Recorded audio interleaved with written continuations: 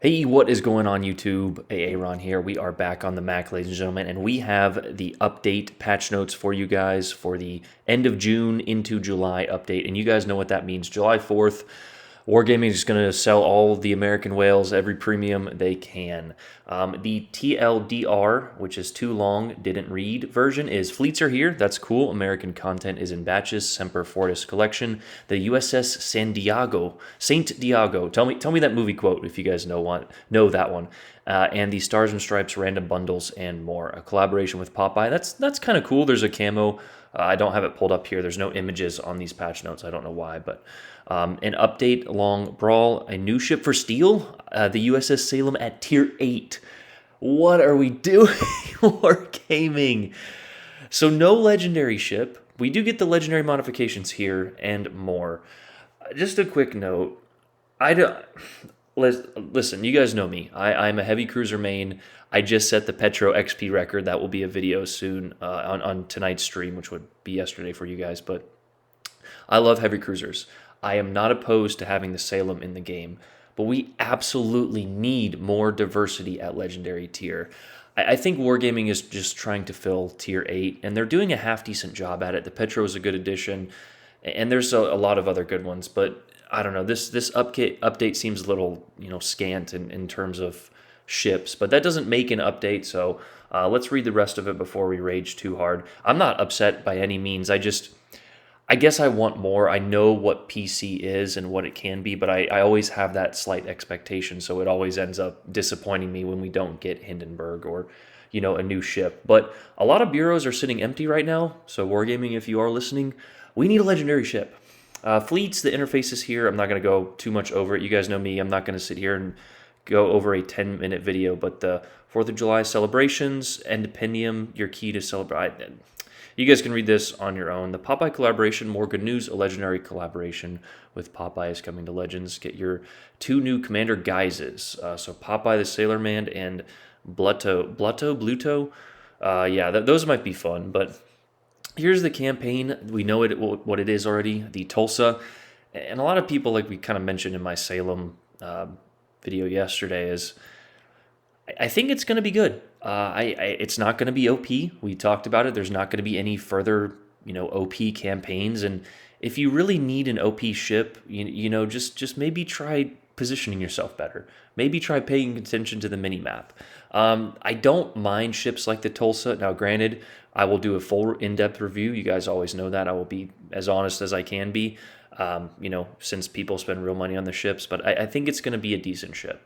There are all the rewards, and regardless of that, if you play the game as often as I do, the campaigns are always worth it. They're $10 approximately, and you get all of these rewards. So if you're a long-term player, I recommend getting the campaigns just for the Admiralty backing. Now, if you're hate wargaming or whatever, don't get it.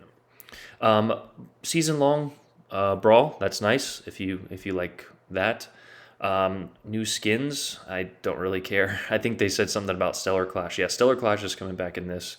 Mobile with the screenshot. I don't know. Again, these patch notes don't have any images, which kind of makes them, yeah. But now Italian destroyers are researchable. The Tier 8 Adriatico. I think I played 2 games in Italian DDs. They are fun. They're a little bit more skillful to use. So those will be in full access now, this update. Balancing changes and legendary modifications. This is probably the most important thing in these patch notes. The epic mods and legendary mods are returning. Your 4th slot modifications can be upgraded into epic and legendary it doesn't say mods, but mods using steel badges. Normal modifications can be upgraded to epic. So your 4th slot, if it's the secondary one, just use your secondary into the epic for 500, and then the epic can be further upgraded to the legendary for an additional 2,000 steel. So Wargaming is really crushing the steel, which is they have this all planned out, guys. Listen, I really respect the CMs. I play Legends a lot, but they just dropped all these legendary, or I'm sorry, steel. Well, they were legendary, but the steel camos for the legendary ships, and now we get these epic and legendary modifications. So, as I've recommended before, save your steel, and we will get into the other uses of steel later on. But the basic premise of these new legendary mods is a 5% to main battery damage per stack, and I think it's per kill. Yes, so each time you sink a ship, if you get a Kraken, you can get up to 25% damage. So if you guys were in Chili's stream today, you combine that with Arthurus the Cold, and you can get like, I think Tactic did the math or something. I don't know. It's approximately like a 35 to 40% damage buff if you get a Kraken. Now that's Blip had a great point. By the time you get a Kraken, the game is over, but potentially 40% damage. You couple that with the epic, secondary mod. This game is going to be crazy. Now, Hipper did say it's going to lead to more kill stealing. There's no such thing as kill stealing, but if you have that epic or legendary mod, you're definitely going to want to secure a lot more kills. But basically, they add 5% damage to each stack here, so we will be trying that out on a few of them. I know Panzer said that his buddy accidentally got one by mistake, and I think he said he put it on the Brandenburg or something, and it was absolutely broken. But I think this is a good thing. They're expanding the dynamic of the game. It's going to change a little bit how you play. The better you do, the more you can carry, right? The worse you do, it's going to make. I think it's going to make the game better from my standpoint. Here is the Tier 8 Salem. It does not say how much the Salem is going to go for, but here it talks about the price reduction for the Missouri, which is significant. And this is going to piss off my long-term players. I already know it is, and I'm with you guys. But the price reduction of the Missouri will be going from $30,000 down to $17,500. I know BB63 veteran, Mr. Roger there, is going to be very excited. But me, regardless of the price reduction, I think the Salem will probably be $30K or $35, who knows. But the Missouri will be $17,500. So I will be getting the Salem if they don't give it to me. And yeah. But anyway, I just wish Wargaming would refund the long-term players. It's like I said in yesterday's video, you're not hurting anything by giving them. Maybe proportion the steal. Let's say they give a full refund for the most recent update. Taper that refund down to the people who bought it as soon as it was available. I know some people grinded, and basically those people spent $300 or $400 buying out campaigns to grind steel. And now you're gonna, I don't know, it's not good business in my opinion. But again, it is a video game, and I understand that they can't just give it for everyone, because those people, when they did get it, they knew what they were getting and they got it ahead of time. So again, there's two sides to every argument, but I'm with the players who got it early on this one. Here is going to be the premium ship of the next week, or the following week after the update, I'm guessing, is the Tier 7 San Diego, which gives me hopes that the Austin will be on the way, because the San Diego has access to SAP, American Light Cruiser with SAP shells, rapid reloading guns, and a main battery reload booster. That's a lot of potential right there. On top of that, the Austin supposedly is already modeled in the game. We saw that in the trailer with the Jinan or one of the other Pan-Asians. They're basically the same ship. It's an advanced Atlanta. And here we have former campaign ships returning for Global. This is actually a surprise to me, because the Republique was very strong. We talked about it. That is returning for Global. So if you've been saving your Global, make sure to do so. And the German destroyer ZF6. So both of those are actually very good ships. If you missed out on the Republique, that's probably the best Tier 8 campaign so far, besides maybe the Tulsa or the Hayate, or even the Aegir. I like the Aegir, but regardless, those ships are returning for Global. They'll probably be like, 1.4? I forget what Tier 8 is, but save up that Global. Bug fixes. This is huge, actually.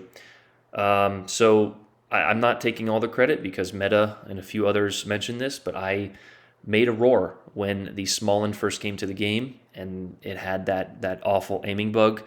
And Wargaming kind of refused to acknowledge it until we kind of just said, listen, it's present whether you guys want to believe it or not. So it was fixed shortly thereafter. It just seems like there's a hesitancy to listen to the people who play the game the most, which is nothing new with Wargaming. But again, we'll give them the benefit of the doubt. They did fix the issue, and they are fixing the Napoli issue. For those that didn't know, there was when you zoomed in at close range, it threw your lead off by about 2 ship lengths, which is just unacceptable. Now, we know auto-aim does not give the exact lead for for faster ships. You will have to adjust appropriately, and you should always, I call it micro adjust for those. But anyway, that is one of the bug fixes. Here, there's a few other bug fixes. You can read them if you want to. The next thing we're going to go over, and again, I will link this in the timestamp down below, is the Ministry of Balance, the balance changes. Basically, it is 2 Italian battleships, and I'm getting fairly tired here, so I'm probably going to miss a few things. If I do, let me know in the comments down below.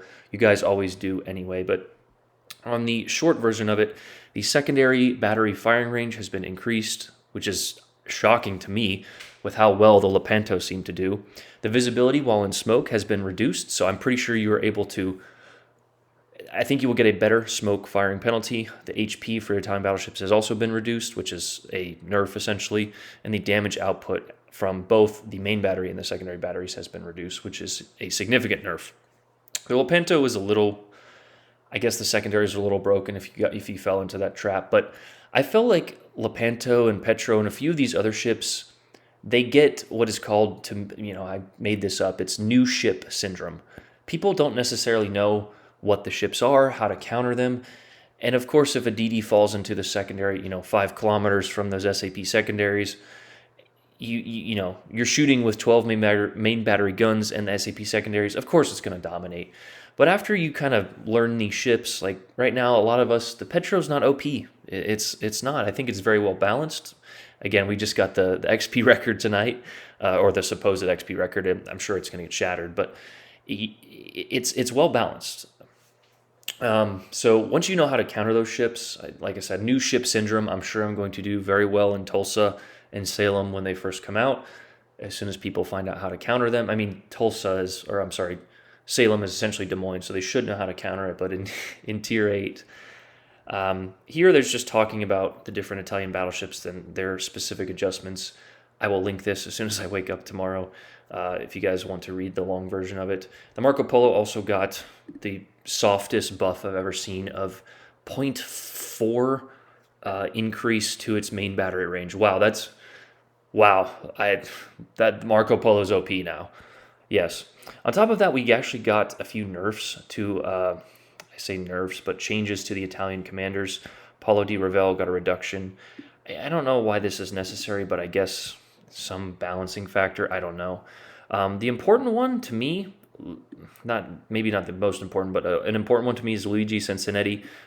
The subtle manipulations, which I remember was one of my better videos, 3 years ago, with the Zara, I believe. It was basically their attempt at making SAP, because they were lazy and didn't add SAP into the game, but they changed it to make SAP more effective. So Sansonetti might be a commander that I have to run on my Italian cruisers now. Here's a few other changes to the destroyer commanders, and the important change, I missed it, is Membelli. Yes, here it is. Membelli's max reload from 6 to 5.5. That's probably a good thing for all the crying battleship mains who, position themselves poorly and get spammed, but, sad face for my Des Moines and maximum DPM build. A few other ships, balancing changes. Northern Dragon, who gives a shit?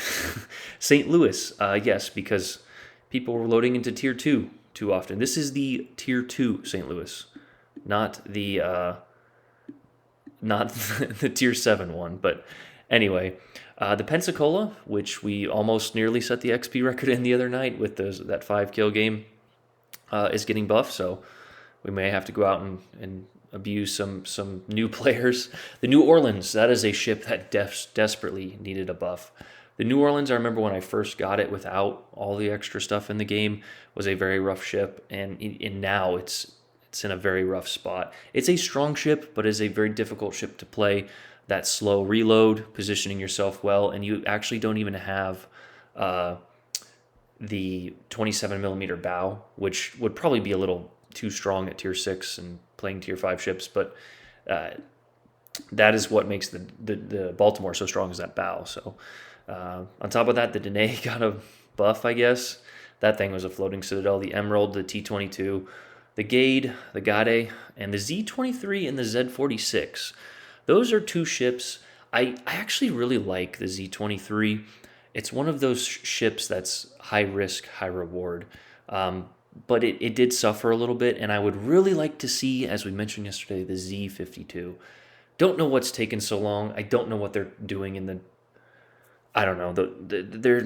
They screwed up legendary tier. We all know that. But anyway, it's getting a reload buff and a torpedo reload buff. So that's going to be some dangerous boats. I think the Z46 is a lot more dangerous than the Z23. But anyway, on top of that, the Pan Asian cruisers are getting a little buff because people are just dumb and playing them. And here's something funny. The other day we were playing the California and absolutely obliterated a King George because I think there was like an armor bug. I don't know. We know, like I said, there's not this massive conspiracy surrounding the game, but wargaming absolutely makes mistakes. I remember when I first started, the Tirpitz was getting citadeled all the time because it was too high out of the water. I don't know, but regardless, I think they messed up the King George armor, so you could abuse that thing. So hopefully it's changed. But some ships have received updates to their armor models. So Worcester, Queen Elizabeth, AL, and Warspite. Worcester, interesting. That is the patch notes in its entirety. Let me know what you guys think down below. Like I said, legendary tier is severely lacking right now. Not sure what they're waiting on. I know Tactics said his bureau is empty. I've just not been persistent on my other bureaus, but devs, we have to get a legendary ship. I say ship. It needs to be a cruiser. It really does need to be a cruiser at the 203 millimeter variety, a heavy cruiser. Hindenburg would be a great choice. Hopefully Hindenburg is in the next update, but that is your July update. Let me know what you guys think. I think this is a decent update. Not too many ships. Fleets will be cool. Like I said, anyone is welcome to join the AWW fleet or the AA fleet. I might just make a separate one if you don't agree with AWW or whatever, but I will be making fleets available to everyone. Even if you want to play as a solo player, some people, like I said, wear that solo play like an Eagle Scout badge. It just lets us know that you don't have that many friends, but you can wear that in the game in your solo fleet. But that is the video, guys. I'm blabbering on here and I'm tired, but I really appreciate the viewership. Make sure you guys like the video. Comments do help as well. Subscribe if you're not already. Yeah, run out. Peace.